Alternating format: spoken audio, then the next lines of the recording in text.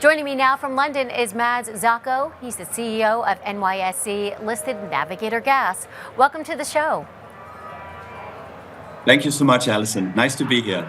Great to have you with us. So talk me through what you think is the biggest takeaway that you feel investors should have from your latest report. Well, I think you should see that our earnings are up, our operating income is up, our revenue is up. So overall, it was a very robust quarter. We delivered in 2024 the highest EBITDA or operating earnings that we have in our history of $293 million. So it was a quite strong earnings result. And at the same time, we're showing a balance sheet that's in better shape than ever. So we understand that Navigator Gas has recently undergone some expansion with the terminal expansion project. Tell us more about this move and also how it's going to wind up benefiting the business. Yes, no. We just finished the expansion of our ethylene export terminal. We completed it together with our partner Enterprise, and it was delivered on budget, on time in December of this year. It's an expansion of the existing 1 million tons export capacity to 1.55 million tons per annum. So it's quite a sizable expansion. And it's going to facilitate the export of ethylene out of North America to Europe, to Asia. It's the biggest in the world, and it's been operating since 2020, and it's been a great benefit for both the exporters of ethylene, but also for Navigator. We transport it on our ships, and we also own half of the terminal, and that gives us pretty good commercial synergies so that we can position our ships, make sure that they're available to the customers on time, and that they can take out the very competitive ethylene and ethane from North America. What else is Navigator Gas doing to distinguish itself from competitors? There are a lot out there. Yes, but we are specialized in the segment of the handy-size gas carriers, which is, you could say, the middle range of gas carriers. And we have a relatively large proportion of that market. We're about a third of the global market for transportation on handy-size gas carriers.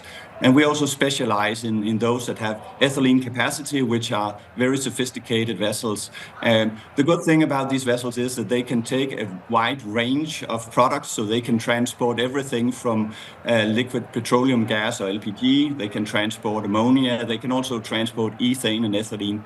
So that's the strength of Navigator, that if one segment or one market is weak, we can switch to other grades. So we're very flexible, and that provides good stability in our earnings and also consistently high utilization of our fleet. So that's kind of the specialty of what we do. And then, of course, also this integration with the export terminal in Morgan's Point, Texas, that we have with Enterprise that allows us, you could say, to lengthen the supply chain to the benefit of customer efficiency. There is so much global trade uncertainty these days. I'm curious to hear what Navigator Gas is doing to position itself for success in this kind of environment. Yes, we are, of course, highly exposed to global trade in general. We're living from trading globally. So we're following this with great interest. What often happens is that when there's disruption in the market, it tends to lead to longer transport distances, and that tends to be a benefit to the shippers, to our business.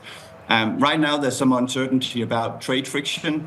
There have been tariffs put on U.S. imports, and there's been some retaliation from, say, China and other countries in putting on tariffs on U.S. products. We've seen those tariffs come on to, let's say, natural gas, coal, oil, and so on, but not to any of the products that we are transporting right now. So far, we are not affected by it, but we never know how this is going to develop over time. We seriously doubt that China will put tariffs on the likes of on commodities like ethylene or LPG because they have difficulty sourcing it from elsewhere. So we think we'll be protected from this and potentially benefit from, in general, longer travel distances because of general disruption. We've got about 60 seconds left. I want to look kind of long term here. What are some of the biggest goals you have for Navigator Gas?